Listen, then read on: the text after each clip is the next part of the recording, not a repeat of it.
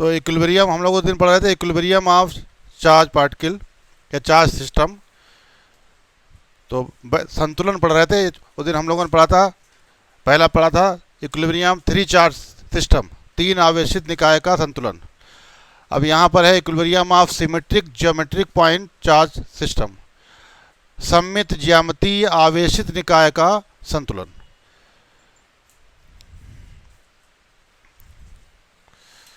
तो जैसे यहाँ दो तरीके हैं, एक तो अगर मान लीजिए इक्विलेटरल ट्रायंगल है, इक्विलेटरल ट्रायंगल समबाहु त्रिभुज, ये हर एक वर्टिस पर इस पर क्यू चार्ज रखा, हर एक कॉर्नर पर क्यू चार्ज रखा हुआ है। साइड इक्विलेटरल है तो साइड सब तीनों सेम होंगी, भुजा तीनों। ये इक्विलेटरल ट्रायंगल है।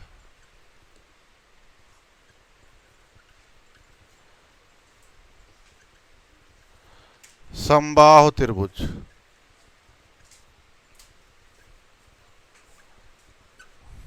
समबाहु त्रिभुज है।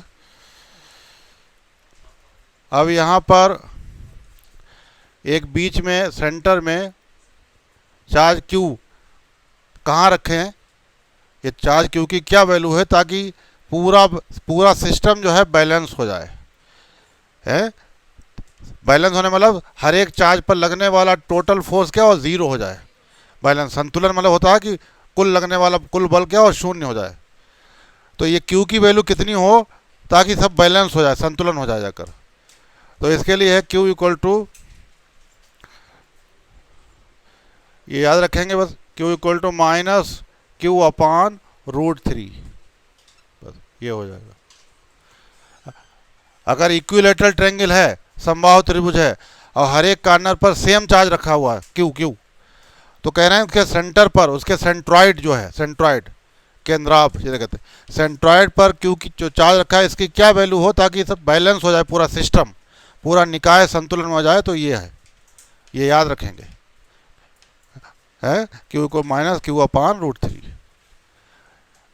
तो क्यू की वैल्यू इतनी कर दी जाए, अगर क्यू की वैल्यू अगर इतनी कर दी जाए तो तीनों चार्जों पर लगने वाला टोटल फोर्स क्या हो जाएगा, जीरो आ जाएगा, जीरो आ जाएगा। एक दूसरा बी पॉइंट,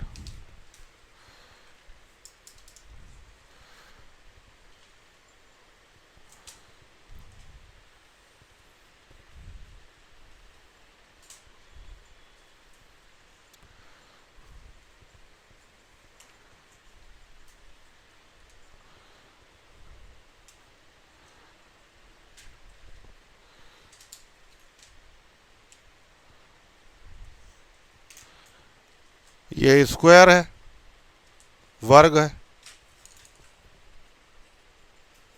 अब इसमें हर एक कॉर्नर पर क्यू चार्ज रखा हुआ है। अब यहाँ ये पूछा सकता है कि इसके सेंटर पर, बिल्कुल सेंटर पर एक कैपिटल क्यू चार्ज रखें तो उसकी वैल्यू कितनी हो ताकि ये पूरा सिस्टम बैलेंस हो जाए, हर एक चार्ज पर लगने वाला जो टोटल फोर्स है वो ज़ीरो हो जाए, कितनी वैल्यू हो। तो इसके लिए देखिए फार्मूला, ये कुछ चीज़ें हैं ये आपको याद रखनी पड़ेंगी डायरेक्ट। तो माइनस क्यू और 2 √2 + 1/4, ये होगा, ये होना चाहिए। सेंटर में जो चार्ज रखा गया है उसकी वैल्यू अगर इतनी है, अगर उसकी वैल्यू इतनी है तो हर एक चार्ज पर लगने वाला जो टोटल फोर्स है वो क्या होगा, ज़ीरो होगा जाकर। तो देखिए क्वेश्चन और है, जैसे ये यूरेनियम 92 235 है कह रहे हैं। अब इससे अल्फा पार्टिकल निकलता है, अल्फा पार्टिकल निकलेगा तो इसमें क्या बचेगा, देखिए अल्फा पार्टिकल निकलने से एटॉमिक नंबर 2 कम हो जाता है, तो ये थोरियम बन जाएगा, 90 थोरियम का होता है। और इसमें 4 की कमी हो जाती है तो 231, ये थोरियम है।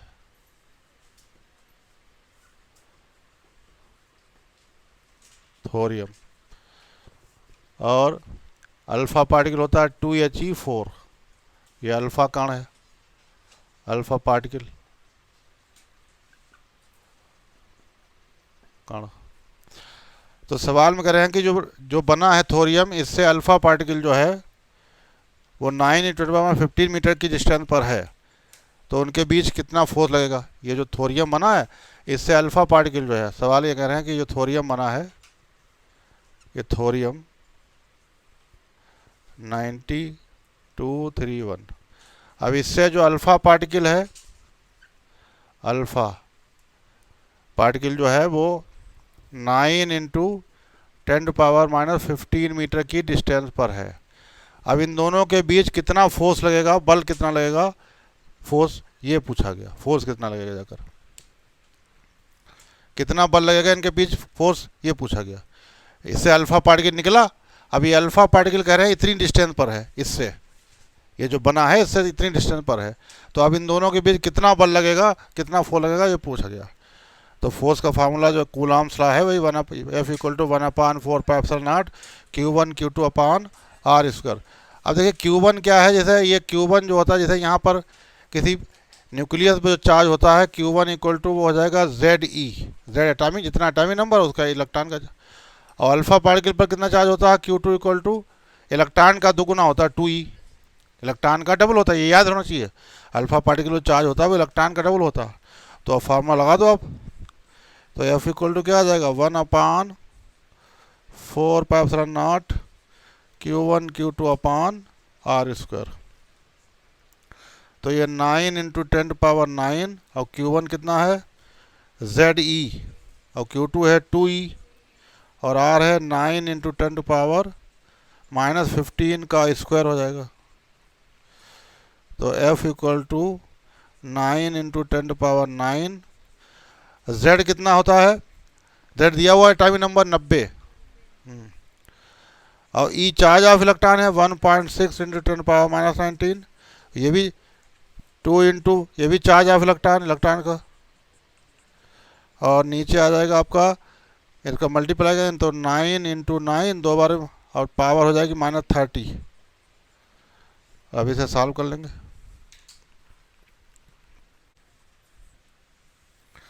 ये 9 तो कैंसिल ही हो जाएंगे, ये यहाँ से पावर ऊपर ले जाओ, बाकी मल्टीप्लाई करना 56 का दुगुना 500 बार हो जाएगा, मैं 256 का दुगुना ना, 16 मल्टीप्लाई 256, और उसका दुगुना जो है हो जाए, बाकी पावर सब कैंसिल हो जाएगी।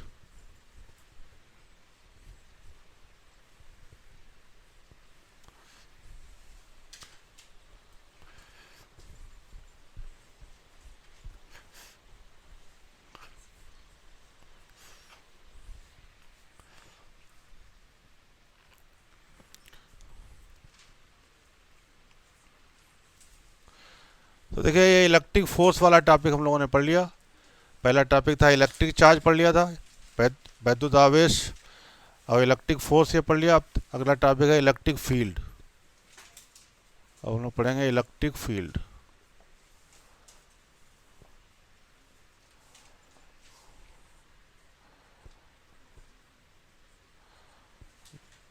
वैद्युत क्षेत्र, इलेक्ट्रिक फील्ड, वैद्युत क्षेत्र। तो देखिए इलेक्ट्रिक फील्ड किसे कहेंगे, जैसे आपको हमने वहाँ ग्रेविटेशनल फील्ड पढ़ाया था, गुरुत्वीय क्षेत्र, वैसे बिल्कुल है।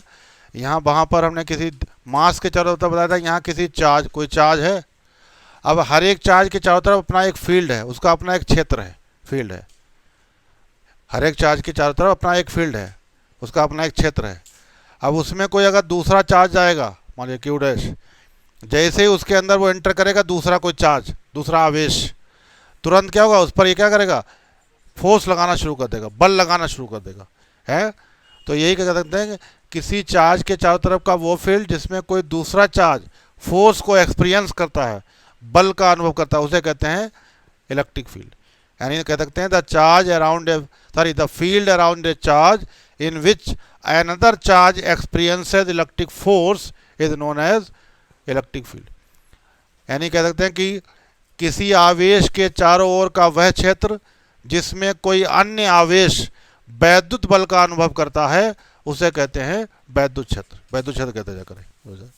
तो लिखेंगे the field around a charge, किसी आवेश के चारों ओर का वह क्षेत्र। The field around a charge, किसी आवेश के चारों ओर का वह क्षेत्र, around a charge. In which another charge experiences, जिसमें कोई अन्य आवेश, इन विच अनदर चार्ज एक्सपीरियंसेस, जिसमें कोई अन्य आवेश, another charge experiences electric force, जिसमें कोई अन्य आवेश वैद्युत बल का अनुभव करता है। Another charge experiences electric force is called, कोई अन्य आवेश वैद्युत बल का अनुभव करता है, उसे इज कॉल्ड इलेक्ट्रिक फील्ड, उसे वैद्युत क्षेत्र कहते हैं। इज कॉल्ड इलेक्ट्रिक फील्ड, वैद्युत क्षेत्र कहते हैं।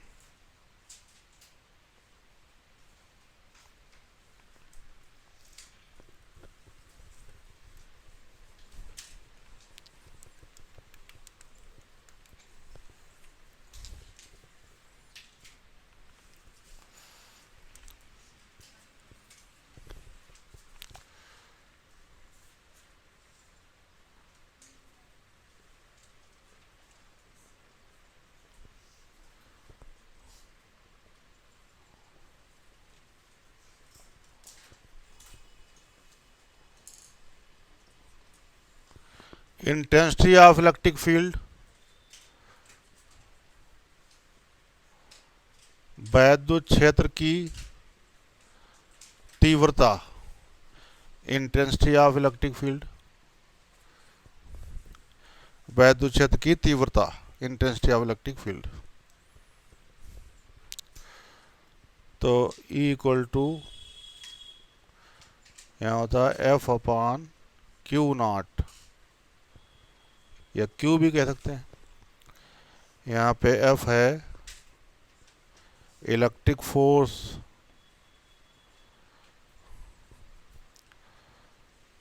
वैद्युत बल, और Q नॉट है टेस्ट चार्ज,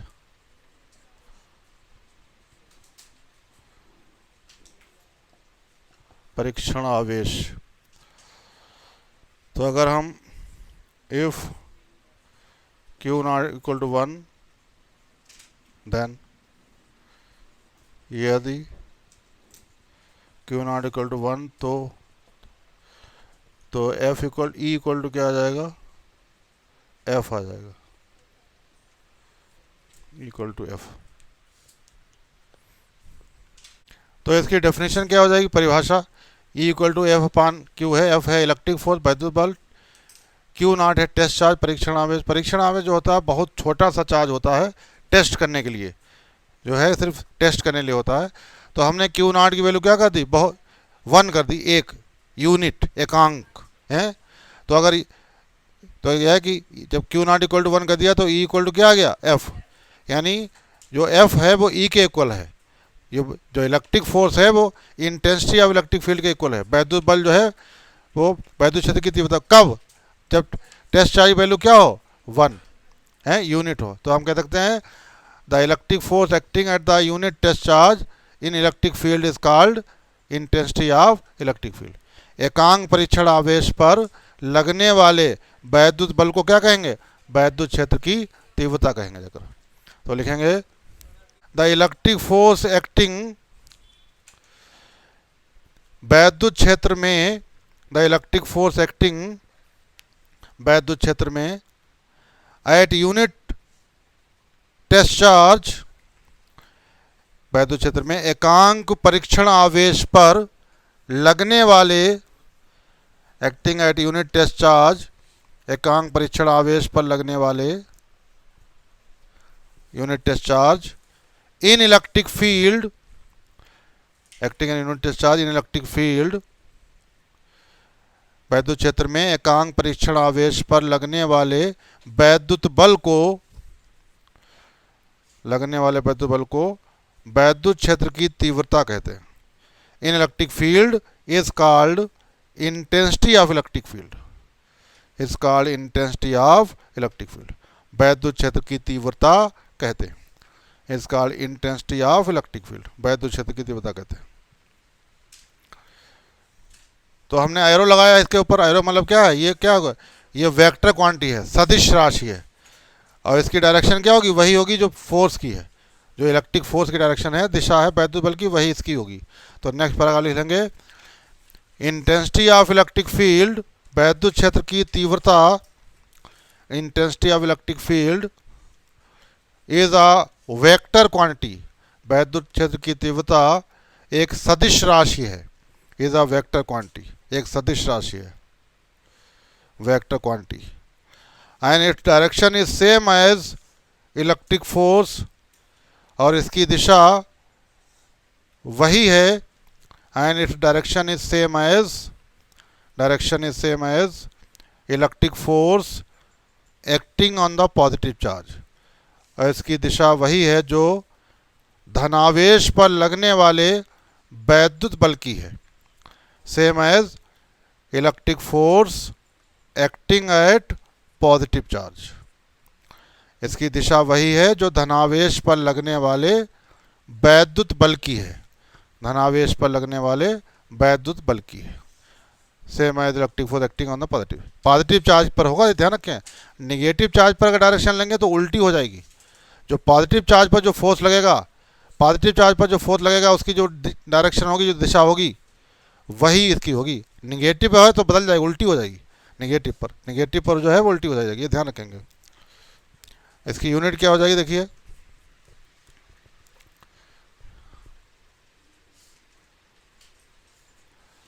यूनिट ऑफ ई,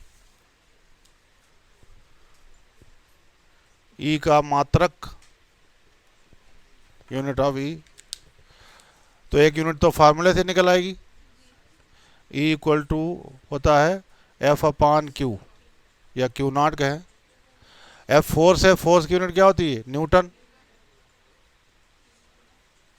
और नीचे चार्ज है कूलाम, तो न्यूटन प्रति कूलाम, तो एक यूनिट तो इसकी ये हो गई, न्यूटन पर कूलाम, न्यूटन पर कूलाम, न्यूटन पर कूलाम। एक यूनिट ये भी लिखी जा सकती है, आगे हम लोग पढ़ेंगे, E equal to V upon D भी होता है, वी यहाँ पोटेंशियल है, विभान पोटेंशियल डिफरेंस, विभांतर, डी डिस्टेंस, और पोटेंशियल होती है वोल्ट, और डिस्टेंस मीटर, तो वोल्ट पर मीटर, ये आगे पढ़ेंगे हम लोग, ये भी मात्रक होता है इसका, तो दूसरी इसकी यूनिट हो जाएगी वोल्ट पर मीटर, वोल्ट पर मीटर भी हो जाएगी, वोल्ट पर metre.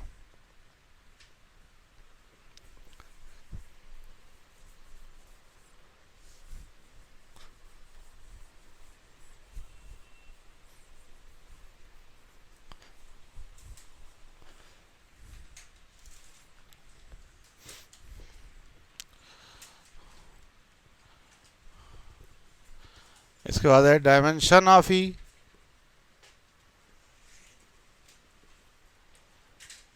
Dimension of E, A की विमा,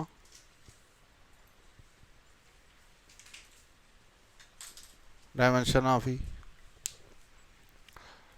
तो फार्मूला निकाल लेंगे डायमेंशन, ई इक्वल टू है एफ अपान क्यू, या क्यू नॉट, अब जानते हैं Q इक्वल टू होता है I into T, current into time, तो F की तो डायमेंशन जानते हैं, फोर्स बल की, M L T पावर -2, अब I करंट है, करंट की होती है A, और T है टाइम, अब इसको ऊपर ले जाइए तो डायमेंशन आ जाएगी आपकी M L, अब T ऊपर ले जाओ, एक माइनस की और बढ़ जाएगी, T पावर -3 और A पावर -1, ये आ जाएगा, ये इसकी डायमेंशन हो जाएगी।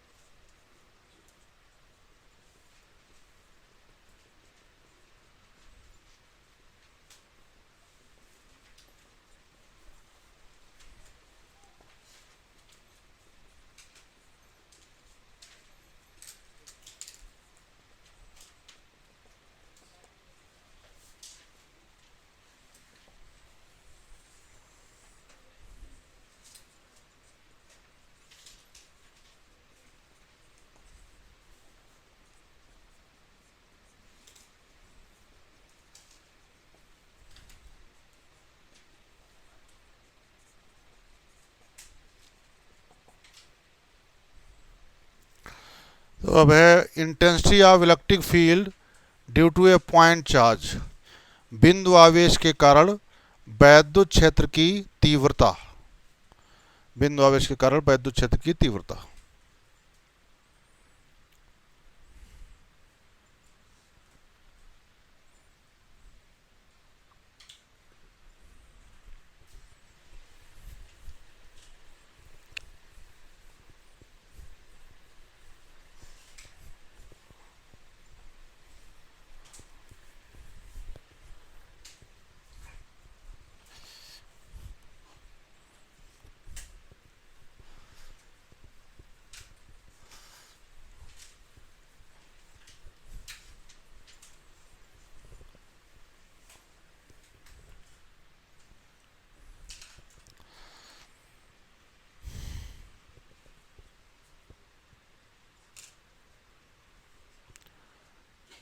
ये मान लीजिए पॉइंट चार्ज है, बिंदु आवेश प्लस क्यू,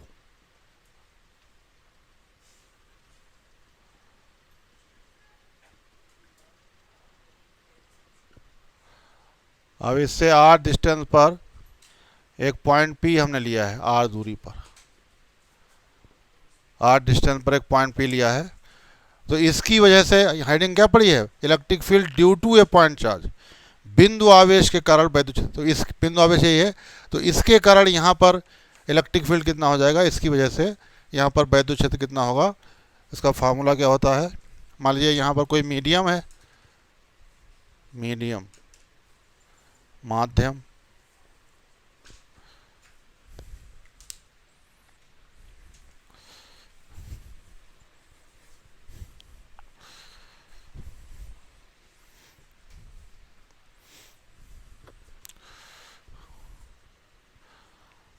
तो electric field eight point P, बिंदु P पर वैद्युत क्षेत्र। तो इसका फार्मूला क्या होता है, E equal to 1/4 pi epsilon not K, केवल Q आएगा, Q/R², ये आएगा Q/R², ये इतना न्यूटन पर कूलम। K यहाँ पर क्या है, डाइलेक्ट्रिक कांस्टेंट ऑफ मीडियम, माध्यम का परावैद्युतांक, और फॉर एयर और वैक्यूम,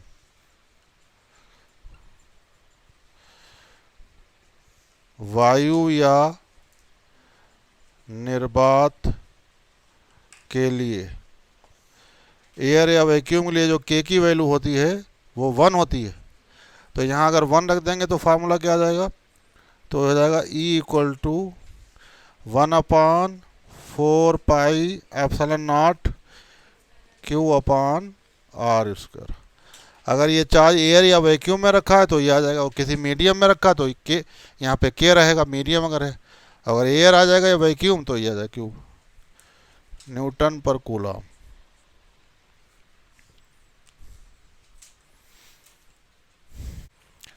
तो देखिए वैक्यूम या एयर के अंदर जो है इलेक्ट्रिक फील्ड किसी पॉइंट चार्ज की वजह से होता है 1/4 पाई एप्सिलॉन नॉट Q/R²। लेकिन अगर मीडियम है तो अपान नीचे के आ जाएगा, और के की वैल्यू हम बता चुके हैं, एक से ज़्यादा ही होती है हर एक मीडियम के लिए। इसका मतलब क्या है, जब तक वैक्यूम है या एयर है, वायु है, निर्वात है, तो इलेक्ट्रिक फील्ड ज़्यादा रहेगा। और अगर कोई मीडियम लाकर रख देंगे तो ये नीचे के आ रहा है, नीचे के आने मतलब क्या हुआ, ई की वैल्यू क्या हो जाएगी, कम हो जाएगी। यानी कि किसी मीडियम की प्रेजेंस में इलेक्ट्रिक फील्ड क्या हो जाती है, कम हो जाती है, डिक्रीज करती है। जैसे इलेक्ट्रिक फोर्स बताया था वैसे बिल्कुल इसके लिए भी वही होगा, अगर कोई मीडियम लाकर रख दे। तो इसमें लिख लेंगे नोट लिख लेंगे, नोट लिखेंगे 2-3 point.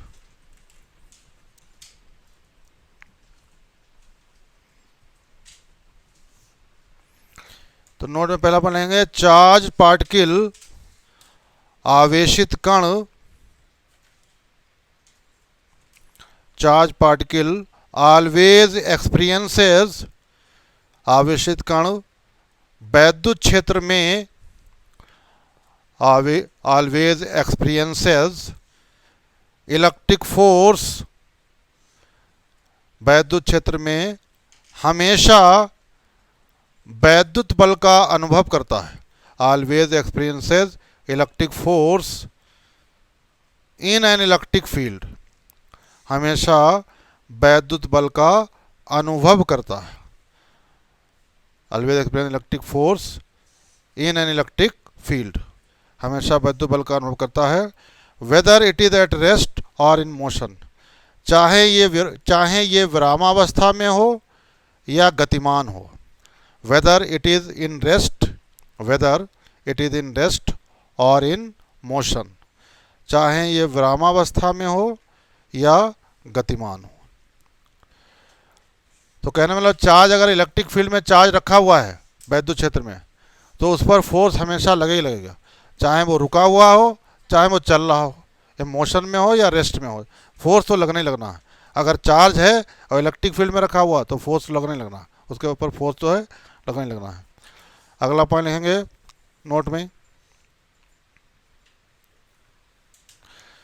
In presence of a medium, किसी माध्यम की उपस्थिति में, in presence of a medium, किसी माध्यम की उपस्थिति में, presence of the medium,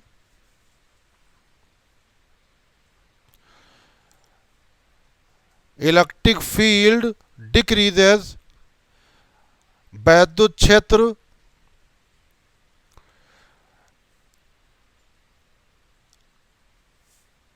electric field decreases के टाइम्स इन कंपैरिजन ऑफ, वैद्युत क्षेत्र वायु या निर्वात की तुलना में, के times in comparison of air और वैक्यूम, वायु या निर्वात की तुलना में के गुना कम हो जाता है, के गुना कम हो जाता है।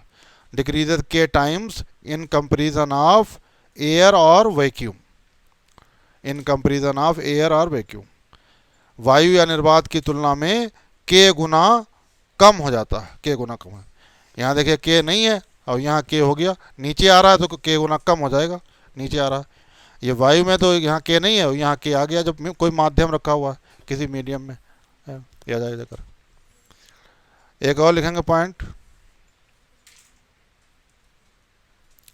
If identical charges are placed, यदि किसी नियमित बहुभुज के कोनों पर, if identical charges are placed, यदि किसी नियमित बहुभुज के कोनों पर, identical charges placed on each vertices of a regular polygon, on each vertices, VERTICES, vertices of a regular polygon, यदि किसी नियमित बहुभुज के कोनों पर समान आवेश रखे हैं, समान आवेश रखे हैं, if identical charges are placed on each vertices of a regular polygon, polygon POLYGON, polygon, then, यदि किसी बहुभुज, नियमित बहुभुज के कोनों पर समान आवेश रखे हैं, देन तो, then electric field at its centre, तो इसके केंद्र पर, electric field at its centre, तो इसके केंद्र पर, electric field at centre will be zero, तो इसके केंद्र पर वैद्युत क्षेत्र शून्य होगा। Electric field at its centre will be zero, वैद्युत क्षेत्र शून्य होगा।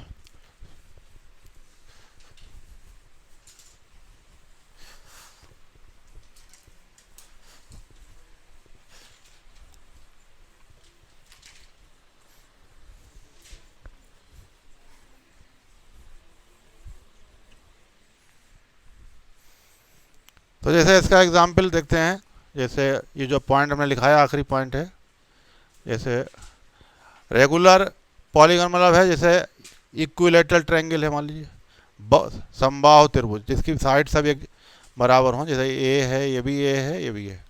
अब इसके हर एक कॉर्नर पर सेम चार्ज रखें, क्यू क्यू क्यू, या ऐसा कर सकते हैं आप, यह है माइनस क्यू, ये भी माइनस क्यू, ये भी माइनस क्यू, सेम है, चाहे प्लस प्लस हो चाहे माइनस माइनस सेम रखे हों। तो कह रहे हैं कि इसके सेंटर पर इलेक्ट्रिक फील्ड, ये सेंटर है, सेंट्रॉइड जो मिलाएंगे इसे,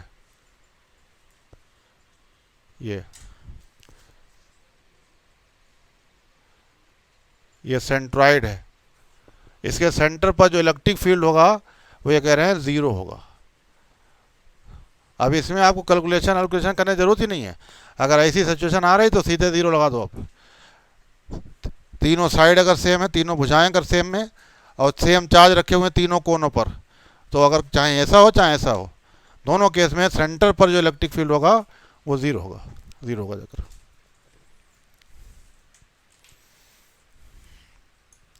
दूसरा आप ऐसा ले सकते हैं, जैसे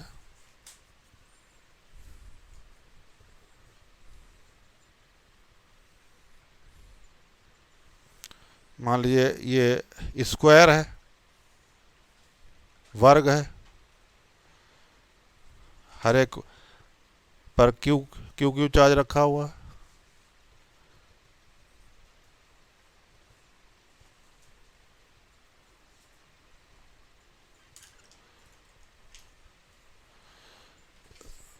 या माइनस क्यू क्यू कर दो,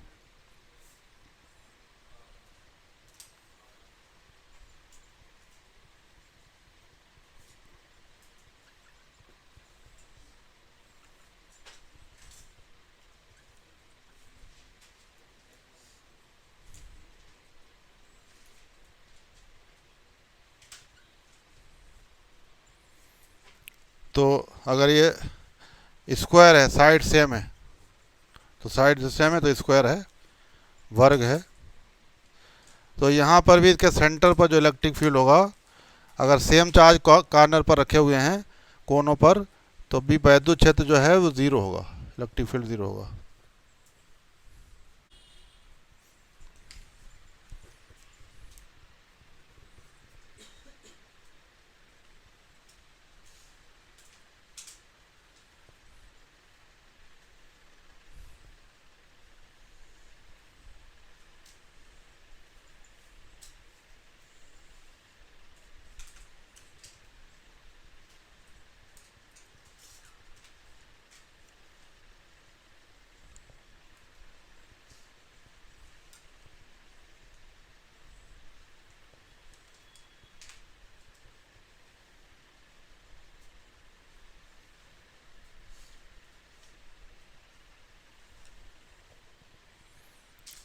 तो सेम चार्ज अगर ऐसे रखे हुए हैं, ये रेगुलर हेक्सागन है, तो यहाँ पर भी इलेक्ट्रिक फील्ड, सेंटर पर जो इलेक्ट्रिक फील्ड होगा वो ज़ीरो होगा जाकर, सेंटर पर इलेक्ट्रिक फील्ड ज़ीरो होगा जाकर। तो क्वेश्चन लिखेंगे, find the intensity of electric field, find the intensity of electric field निर्वात में इलेक्ट्रॉन के कारण, find the intensity of electric field in vacuum, निर्वात में इलेक्ट्रॉन के कारण 1 मीटर की दूरी पर, in vacuum due to electron at the distance of 1 metre, निर्वात में इलेक्ट्रॉन के कारण 1 मीटर की दूरी पर वैद्युत क्षेत्र ज्ञात कीजिए। Intensity of electric field due to electron at the distance of 1 metre, due to electron at the distance of 1 metre, वैद्युत क्षेत्र ज्ञात कीजिए।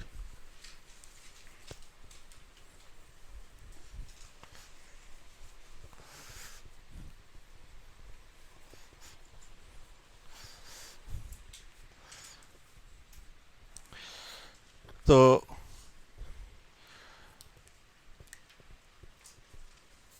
इलेक्ट्रॉन है, मान लीजिए ये इलेक्ट्रॉन है, इलेक्ट्रॉन। अब इसकी वजह से 1 मीटर की डिस्टेंस, 1 मीटर की डिस्टेंस पर यहाँ पर इलेक्ट्रिक फील्ड क्या होगा ये पूछा गया, इलेक्ट्रॉन वजह से। वैक्यूम में रखा हुआ है तो फार्मूला लगा दीजिए अभी, ई इक्वल टू फार्मूला अभी बताया था, electric field due two point charge, बिंदु आवेश के कारण 1/4πε0 Q अपान आर स्क्वायर। तो 1/4πε वैल्यू क्या होती है 9 × 10⁻9। और Q चूँकि इलेक्ट्रॉन की बात चल रही है तो इलेक्ट्रॉन का चार्ज लगा दिए, इलेक्ट्रॉन का चार्ज कितना होता है 1.6 10⁻19 और आर कितना है 1, तो 1 का स्क्वायर। तो 9 × 10⁻9 इंटू 1.6 इंटू 10⁻−10, हाँ 19 आएगा। तो ये हो गया 14.4 10⁻10 न्यूटन पर कूलम, न्यूटन पर कूलम। अगला क्वेश्चन लिखेंगे, find the intensity of electric field helium नाभिक या अल्फा कण के कारण। Find the intensity of electric field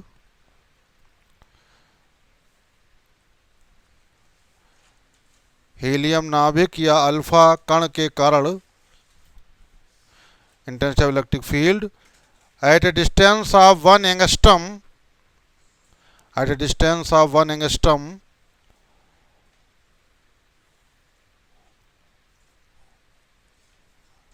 helium नाभिक या अल्फा के कारण 1 एंगस्ट्रम दूरी पर, 1 एंगस्ट्रम दूरी पर at a distance of 1 angstrom due to helium nucleus और alpha particle, due to helium nucleus और अल्फा पार्टिकल।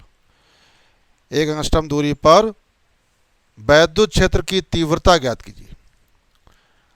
हीलियम नाभिक या अल्फा कण के कारण 1 एंगस्ट्रम दूरी पर वैद्युत क्षेत्र की तीव्रता ज्ञात कीजिए, वैद्युत क्षेत्र की तीव्रता ज्ञात कीजिए ड्यू टू हीलियम एटम और न्यूक्लियस और alpha particle. Sorry helium nucleus है, एटम नहीं है, और अल्फा पार्टिकल।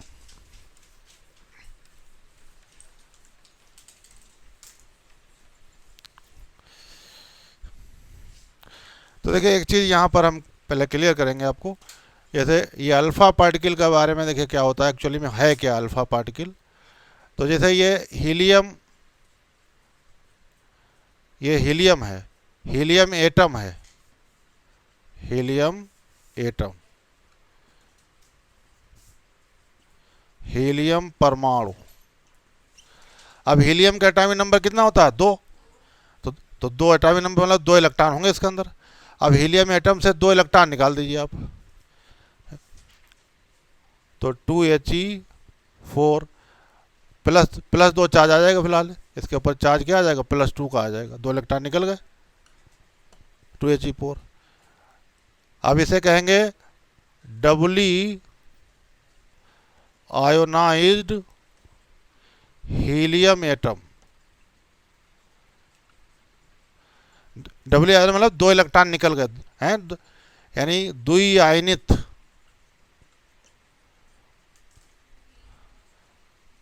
हीलियम परमाणु।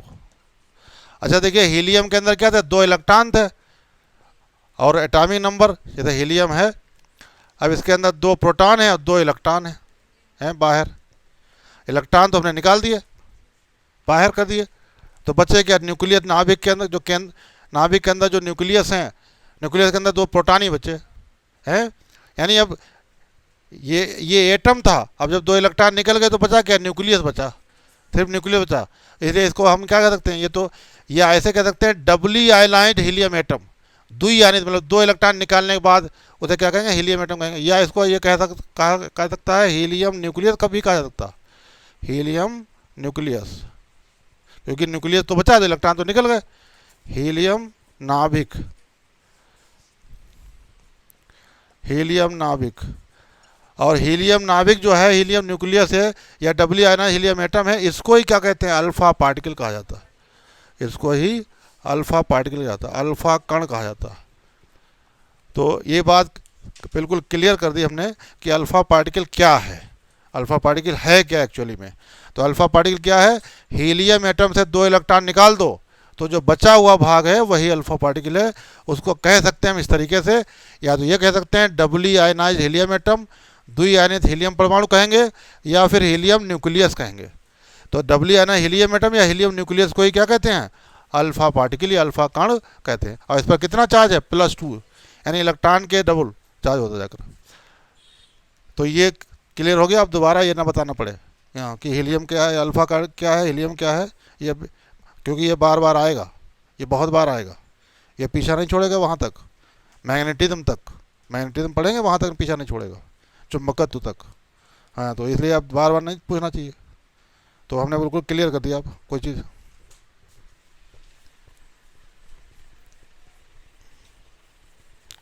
अब देखिए सवाल पे आ जाते हैं। अब सवाल कह रहे हैं जो क्वेश्चन, जो सवाल इसमें कह रहे हैं कि हीलियम ये अल्फा पार्टिकल है, हीलियम न्यूक्लियस कह सकते हो, अल्फा पार्टिकल।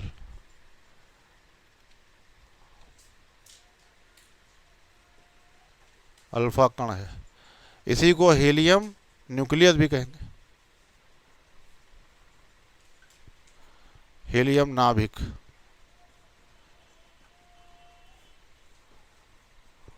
अब कह रहे हैं इससे 1 एंगस्ट्रम दूरी पर, 1 एंगस्ट्रम दूरी पर इलेक्ट्रिक फील्ड क्या हो जाएगा, पूछा गया।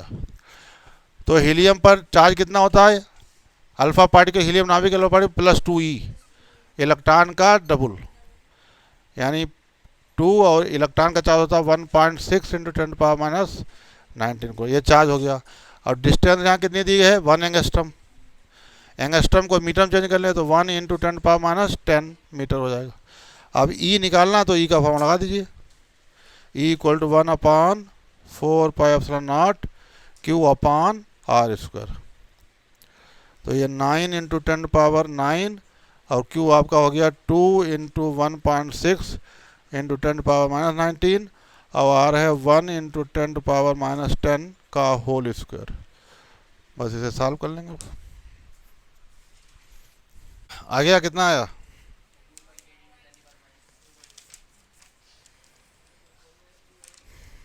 2.88 × 10⁻11, कितने आया, 11 न्यूटन पर coulomb.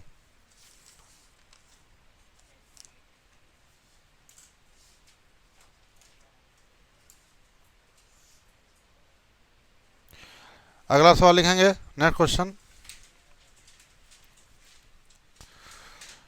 What will be the value of that electric field? What will be the value of that electric field? उस वैद्युत क्षेत्र का मान क्या होगा? What will be the value of that electric field? उस वैद्युत क्षेत्र का मान क्या होगा? In which electric force?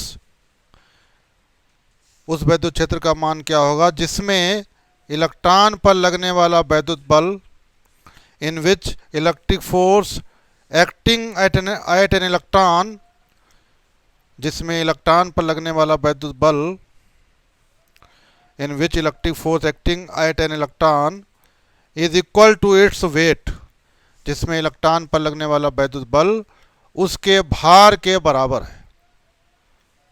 Equal to its electric force acting at an electron is equal to its weight, जिसमें इलेक्ट्रॉन पर लगने वाला वैद्युत बल उसके भार के बराबर है, उसके भार के बराबर, इक्वल टू इट्स वेट। तो कह रहे हैं कि उस इलेक्ट्रिक फील्ड का वैल्यू क्या होगा, यानी कोई इलेक्ट्रिक फील्ड है जिसमें कोई इलेक्ट्रॉन रखा है और उस इलेक्ट्रॉन पर उतना फोर्स लग रहा है, कितना, उसके वेट के बराबर, उसके भार के बराबर लग रहा है, भार के बराबर बल लग रहा है, फोर्स लग रहा है। तो फिर उस इलेक्ट्रिक फील्ड की वैल्यू क्या होगी, ये पूछा गया। वैद्युत क्षेत्र का मान क्या होगा, इलेक्ट्रिक फील्ड की वैल्यू क्या होगी अगर। तो force equal to F = mg कर दो। यहाँ पे जो फोर्स लग रहा है F = mg, जो बल लग रहा है भार के बराबर है, हैं? अच्छा, आप अभी आप पढ़ा चुके हैं electric field E equal to क्या होता है, एफ अपान क्यू।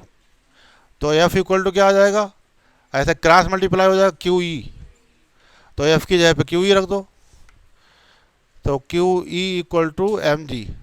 अब ई पूछा गया तो ई इक्वल टू क्या आ जाएगा, एम जी अपान क्यू। अब वैल्यू रख दो आप। अब एम चूंकि बात इलेक्ट्रॉन की चल रही, तो इलेक्ट्रॉन का मास आपको याद रहना चाहिए, कितना होता है 9.1 इंटू 10⁻31। और जी की वैल्यू 9.8 रख दो। अब क्यू चार्ज भी इलेक्ट्रॉन की बात चल रही, तो इलेक्ट्रॉन का चार्ज 1.6 इंटू 10⁻19। इलेक्ट्रॉन का आवेश इतना होता है, ये तो आपको याद ही रहना चाहिए। कितना आ गया 5.51 इंटू 10⁻11, ये आ जाएगा 5.51 इंटू 10⁻11, 5.51 10⁻11।